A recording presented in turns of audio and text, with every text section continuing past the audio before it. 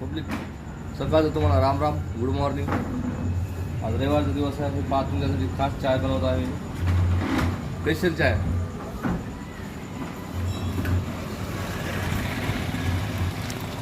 या चहा प्यायला, चहा प्यायला. कृपा चहा झालेला आहे. हे आपला एरिया पहा. ठिकाण कुठलं आहे ओळखू शकता.